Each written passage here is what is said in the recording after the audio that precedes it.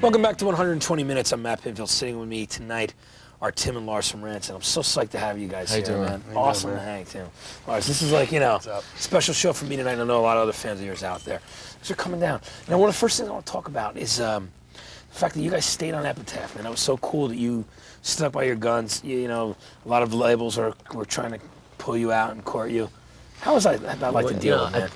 Basically, at the end of the day, we stayed on Epitaph because that's like, those bands have been my friends forever, you know, on that label. And Brett Gurlitz, he's been my friend for a long time. And it's like, we stayed because of that, with those reasons, you know. The real reasons. And that's what punk rock's all about, is doing, what the you want to do. Yeah. When you want to do it, setting your own guidelines, your own terms. Yeah, absolutely. And it felt right for us to stay on Epitaph, I mean, I'm not saying there's anything wrong with being on a major label and being a punk band, because there's a lot of great punk bands that were on major labels. But that's, we did that because that's what we wanted to do. Yeah. And that was cool. And you know what? You got full control, and that's the important thing, too. All creative control. And that's what's important. Like you said, other bands aren't major labels as long as they have control. It's cool. Yeah, making good music, too. Right. Making good music's important. Making good music's the most important part. Yeah. Yeah, absolutely, man. Exactly. Speaking of great music, this song kills me, man. Right now we're going to play their new video. It's from Out Come the Wolves, of course. And you directed this one, co-directed it. Yes, I did. It's cool, man. It's got the full vibe of the band. Here's Rancid with the second video off on Out Come the Wolves, Ruby Soho on 120 Minutes. Cross the desert plain, turn to me. 120 Minutes. I'm Matt Pinfield, and this is Lars and Tim from Rancid. And we've got a bunch of questions from our viewers for email. I mean, one of the biggest responses we've ever had for the show. And let's check this one out right now. You guys can maybe answer this. The subject is Rancid, Punk, Skins, and Rudy's. And it's from Rudeness, who's a guy named Brandon from the Gadgets. It's a band from Kansas. Yeah, cool. I played with them in Lawrence, Kansas. Really cool guys, right? Yeah, he just want to say, hi, remember me? Just wondering, since you're all very into ska, oi, and reggae, if you pal around with the Skins and Two-Tone kids in the East Bay. Also, any favorite oi tunes? Yeah, a lot of my really good friends are like the traditional skinheads, and all we do is just, hang out, and listen to reggae music, and just kind of chill. Cool. It's cool. And then, like, in Salvation and on Time Bomb, we had, like, real skinheads in those videos, Yeah. Cool. Some favorite songs?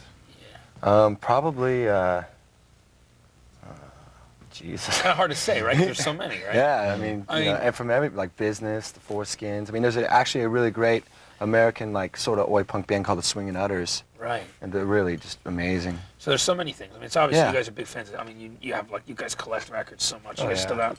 I myself, I buy records and stuff. I know you were doing that yesterday. Yeah. Stick around, because we've still got brand new videos coming up from Dancehall Crashers, No Doubt, and the Amps. And right after the break, it's a video that these guys picked out. First, here's a look at the top 10 albums on alternative radio this week. Skinhead Kids and Shot in One Day. That's cool. It's the best way, right? When it's spontaneous. Yeah, for me, that's the best way to do it, Yeah, because a lot of times people just, man, it just takes all the fun and the spontaneity out of it and the edge when you do things that take forever. I'm Matt Pinfield. This is, of course, Tim and Lars of Rancid, who I'm psyched to have here today. And let's talk a bit about, there's a track in the new album called Journey to the End of East Bay. And I mean, that's kind of reflecting on, there's a lot of history there, going back to the Operation Ivy days, 87, 88, Gilman Street. Is that really, I mean, how would you sum up that song? Would you say that's pretty much about that? Yeah, I mean, that whole time period was very special to me, being in Operation Ivy. And I don't know, like, but, because of that time period, so many people, like, romanticize the East Bay like it's this great place, like this is Mecca. And then the downfall of that is you got all these kids coming to the East Bay thinking that all the problems would be solved if they moved there. And they got problems when they moved to the East Bay. I mean, you still got to get a job, you got to find a place to live.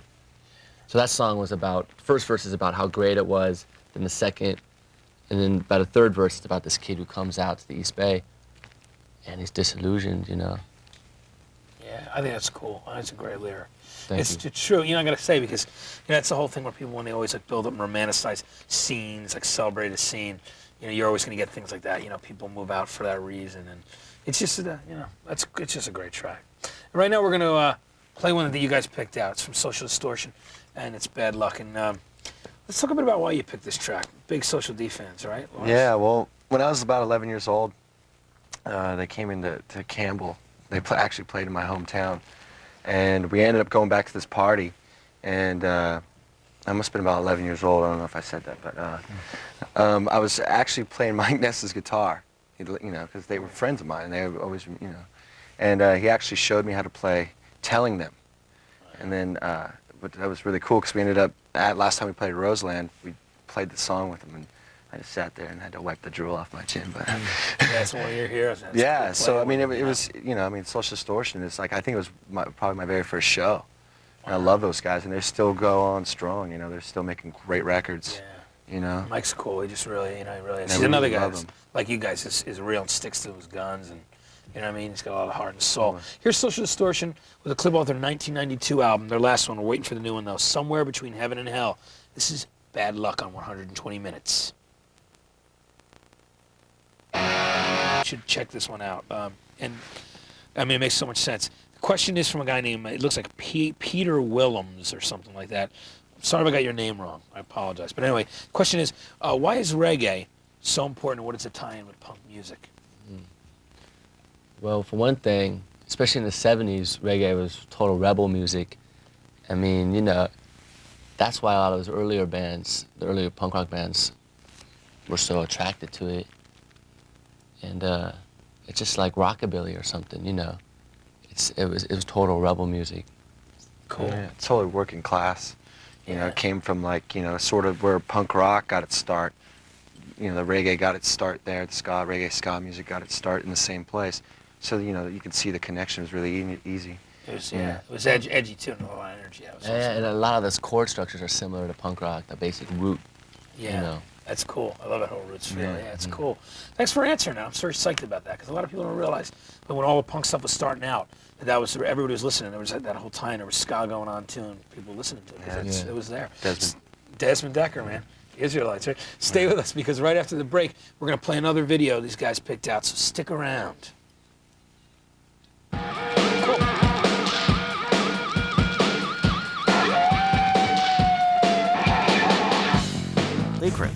In Texas. In 'Cause- Austin. Yeah, he got mad. Just went, It wasn't working. And I'm not a mechanical person. It's crazy. so just smash it. I just smashed that In the middle of the guitar. show? If it doesn't Everyone work, went nuts, like, yeah. They thought it was like planned out probably, right? You're just like, this ain't working. We don't get rid of this but guitar. he's got to have it. If it's something mechanical and it doesn't work, smash it. Yeah. I know, that's cool though. It's just a way to react. The same thing, people think, you know, what are you doing? But hey, if it isn't working, what good is it, right? It's like, put it out of its misery, That's what I'm talking about. right? I'm Matt Pinfield. I'm here with Tim and Lars from Rancid.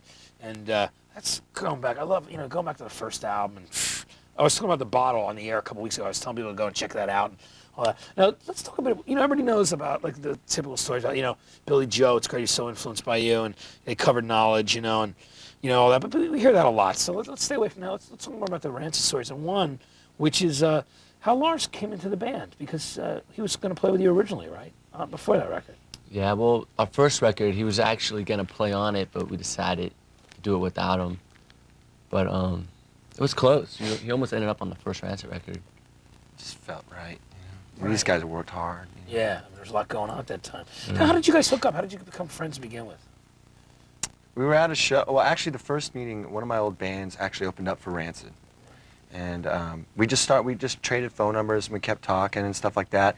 And my band broke up, and he sent me a demo tape and a single, and you know, it was pretty up time for me. But when I got that music, Yeah. it was like, Cool. wow, this is It's real. band, That's this what is right here. Mm. And so I mean, Yeah. I just, you know, I mean, I was just like, whoa, because it blew me away. Yeah. And I just pursued it. It's cool, though. And once, you know, once I met him, I knew in 5 minutes that he was a genius and I wanted him in my band or anything. Cool. I mean, you know, You guys compliment each other, man. so You it was like, Yeah. Yeah, it's great. I mean, it's obviously, you can see the whole thing. The chemistry is incredible. Right now, we're going to play another one you guys picked out. It's Sick of It All. Cool New York Oh, band. yeah. It's Step Down. I love in this video, man, with like the pizza maker and all like the hardcore dances. It's pretty funny. I want to put this one out to Matt and Brett.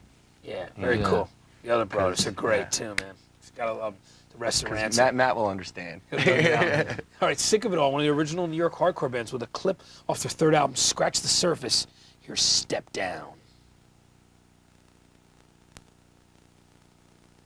from the New York City band called Mephistopheles. And this is another one that you guys wanted to see tonight. Tell us about, you dig the ska thing, obviously. That's why you put this one out. I've always loved it. I've always loved ska music. Yeah, we're going to talk more about that, too. We're going to get into some of the Rancid ska in a little while. This is the first clip off their debut clip, and the new one, there's some, ska-flavored stuff. Yeah, and plus when we play with a total punk rock feel. It's got, like, instead of a traditional ska, it's more like the Specials or something like that. Yeah. Like, it's got some punk rock to it. Cool, yeah. Specials are cool that way, too. Oh yeah, they were like a ska band, but they were very punk rock. Yeah. I mean, I have this compilation tape my friend made with all these '77 punk bands mixed with the Specials, and it goes right in there with that music. It works, man. It like sounds To the Dog and Nightclub and all those tunes. It sounds very old style punk rock. Yeah, it really was. They were such a cool band. We're gonna play Nihilism actually now, which is a clip from Let's Go, and this is a cool video. Let's talk about the song too, Lars. It's about the street that I grew up on in Campbell, sort of kind of like low-income housing street. It was a white ghetto, and it's self-explanatory. Yeah. But yeah, it's just about growing up and feeling sort of alienated and sort of nihilistic. Yeah, it's a cool song. Tim directed it actually. It's one of my favorite songs to play live though. Yeah, This song right here. It's great. Yeah, you guys kick it live. Here's Rancid with Nihilism on 120 minutes. Check it out.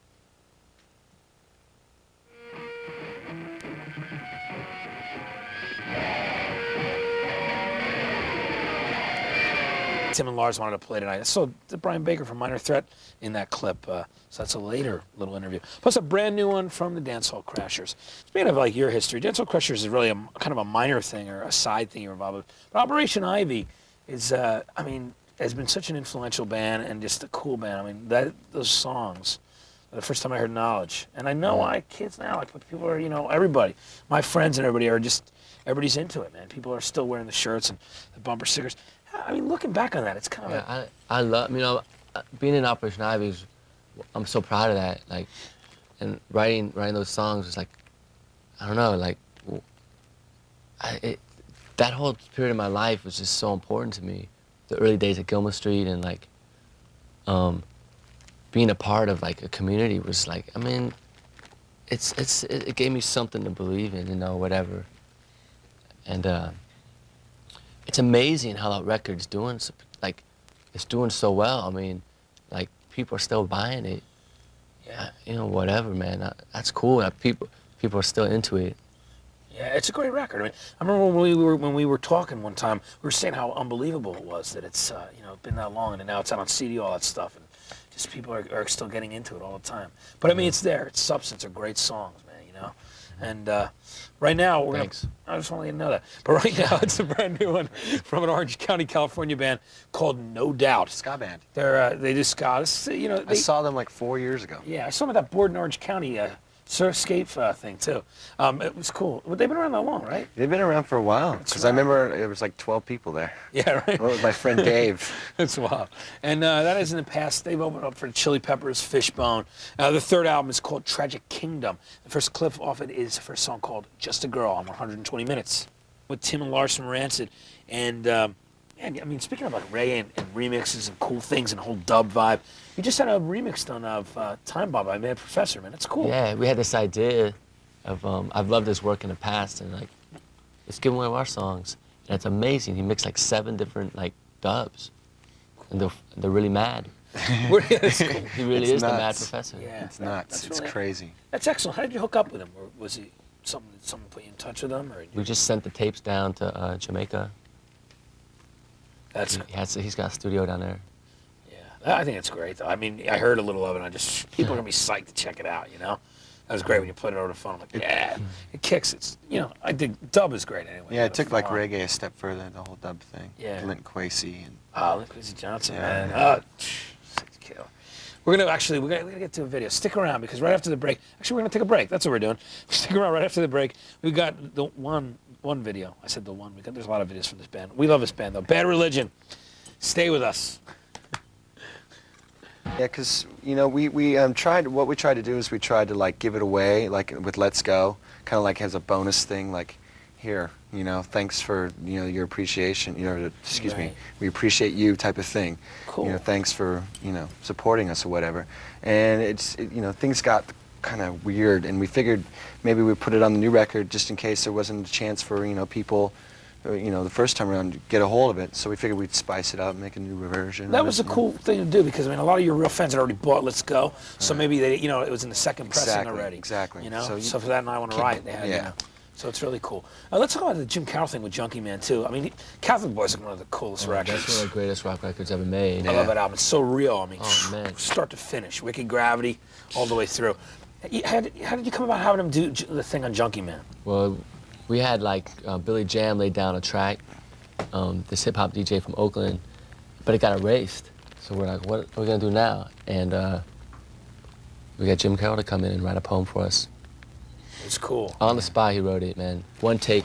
Goes in there and does his magic, man, and it was amazing. That's really cool. Crazy. Comes And we out also great, watched this world premiere of Those Are People Who Died on 120 Minutes. Yeah. And with him, it came on when he was in the studio. That's cool. So it was It was a rock moment. That's a great moment, man. He's special, no doubt. I want to thank you guys for stopping by tonight. You know what? I'm looking out saying, they're telling us we got to blow out. You know, it's always cool. We're hanging and just talking music, and here it is. It's over already. We have to go already? Yeah. Thanks for hanging. Thanks for coming out, man. Awesome, Tim. Thanks a lot, man. All right, you guys are the real thing. Thanks. Before So are you you. go, thanks. So are you. I appreciate it, guys. Keep Thanks, watching man. him, 'cause you he's guys are great. awesome. We're hanging. Before you go, we're gonna play another video you guys picked out. You know what? It's I just want to tell you, I do watch the show, and I do enjoy watching because you're very And knowledgeable. you're a real person, you know, that's real important, you know. You're very Thanks. knowledgeable about music. I mean, Thanks, most guys. people don't have a, you know, have You're a a goddamn rat's ass of an music idea. encyclopedia. Well, thanks, man. I really love doing it. It's all So when we heard about coming on with you, we were like, that's cool, man. Thanks, We'll do man. it. I appreciate you doing it, man. And it means a lot to me, I gotta tell you. American Jesus is cool. It's a great Bad Religion song you picked out. And One of my favorite all-time bands ever. Yeah. This is cool. I get to play all these videos I love it's awesome. It's really from fun. great bands. Yeah. Like Bad Religion. Yeah. This is really cool, and they're friends of yours too, and you've had a lot of great records out, like General Against the you know, all that stuff. Suffer. Yeah, Suffer. Anyway, let's play this track. It's from Recipe for Hate, and this is American Jesus.